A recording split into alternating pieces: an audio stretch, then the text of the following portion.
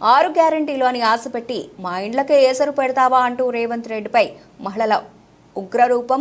రేవంత్ రెడ్డిని దారుణంగా తిడుతున్న మహిళలు. ఎన్ని రోజులన్న వాడు వచ్చి సీఎం ఎన్ని నెలలు అవుతుంది? 9 నెలలు.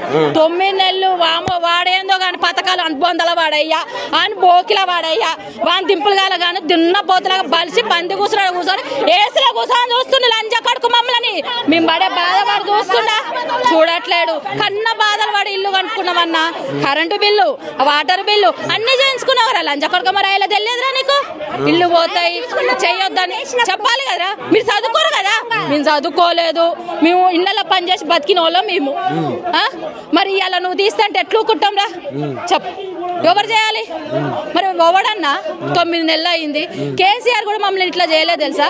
కేసీఆర్ వచ్చిండు, రోషయ్య వచ్చిండు, వైఎస్ రాజశేఖర రెడ్డి వచ్చిండు, వీళ్ళందరూ ముఖ్యమంత్రిగా వచ్చిరు. ఎవరు మమ్మల్ని మంచిగా చూసిరు? చూడలేదని అన్నట్లే. వీడు కూడా అన్నా బంధలు పడేమను, వాళ్ళ ఇంటి ముందర చేయమను, వాళ్ళ ఇంటి ముందర చేసుకోమను. లండన్ కాదు పారిస్ లో పోయి తగలబడమని మా పొద్దున్న మా వాడు నిండిపోయినా మేము అంత దగ్గరికి రాము అన్నా. మా రేవంత్ రెడ్డి అన్న మాకు మునిగిందన్నా వస్తున్నాం మేము అనము.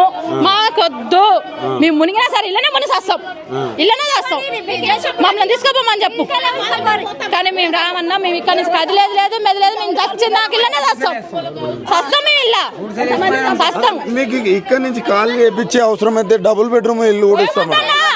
వాడు డబల్ రూమ్ నాకొద్దు, వాడు ఉండమని చెప్పు, వాడు ఉండమను, వాడు ఉండమను, వాళ్ళ అల్లుండి ఉండమను, బిడ్డను ఉండమను, పెళ్ళం ఉండమను, వాళ్ళందరూ ఉండి సంసారాలు చేయమను. మాకు డబుల్ బెడ్రూమ్ వద్దు. మెయిన్ 6 పథకాలు మీ మహిళలకు ఇవ్వడం అంటే గెలిపించుకున్నారు. అదొక ఆశ పెట్టిండు లంజ కొడుకు, వాడు లంజ కొడుకు అదొకటి ఆశ పెట్టిండు. అట్లాని కూడా ఏదో చేస్తాడు కదా. కేసీఆర్ అన్న చేసిండన్నా, చేసిండు, చేయలేదన్నట్లే, తినలేదని చెప్పొద్దు.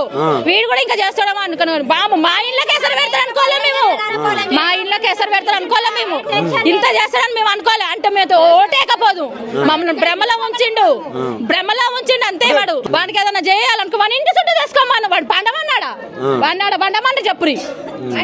మాకు వద్దన్నా, మాకేదొద్దు, మా ఇల్లు మాకు. సీఎం చెప్పాలంటే ఏం చెప్తావు? సీఎం అన్నా చాలన్నా, ఇక నీ పరిపాలన చాలు, మీరు దిగిపో. ఇక మాకొద్దు, మేము ఎన్నుకున్నావు మిమ్మల్ని, నిన్ను నువ్వు నా ఇంటికి వచ్చి ఓటేయమంటే నీకు ఓటేసిన, నేను గెలిపించినందుకు బాగా చేస్తున్నావు అన్న.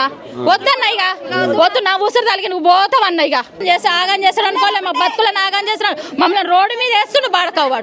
వాడు ఏసులో కూర్చొని బతుండు, పంది తిన్నాడు, తిని వస్తుండే ఏసులో వాడి తడి లేకపోయినా నేను ఇక్కడ పోయి చేస్తా, పరిపాలన చేస్తా అని బంద చేసిండు. ఇక 9 నెలలు బందల వాడేసి వాడు వద్దన్నా, మాకు వాడు వద్దే వద్దు. ఇలా దింపుడు కాల జయ ఆ లంచ కొడుకు రాకుండా చెప్పు తీసుకొని కొడుతురు.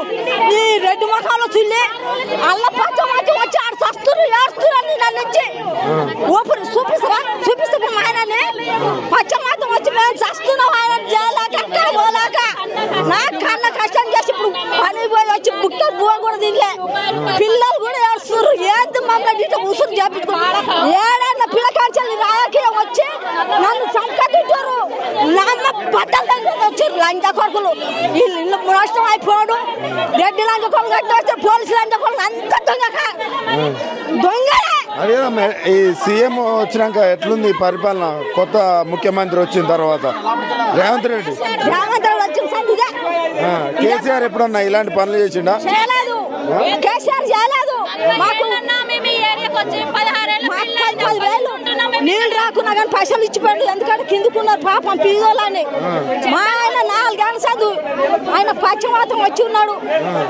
ఉంటే ఆయనకు కూడా ఇస్తానని ఇచ్చిపోయిండ్రు. ఇప్పుడు ఇల్లు కూడా పడితే మీ పరిస్థితి ఏందమ్మా? కదా ఇప్పుడు చూపిస్తాం. మా ఆయన తీసుకొస్తే గోడు నడుస్తున్నాడు ఇంట్లో. ఆయన గోడు నడుస్తున్నాడు. నేను పెళ్ళ బుక్కుల మాట ఏంది పరిస్థితి? ఏం చేయాలా? ఇట్లా ఈ మొప్పలు ఉరికొస్తారు. మాకు ఏమైనా కష్టం చేసుకొని బతాలం అయితే సీఎం రేవంత్ రెడ్డికి చెప్పాలనుకుంటే ఏం చెప్తావు? ఏముంది ఇక్కడ ముఖ్యమంత్రి చెప్పు చెప్పు చెప్పు చెప్పు ముఖ్యమంత్రి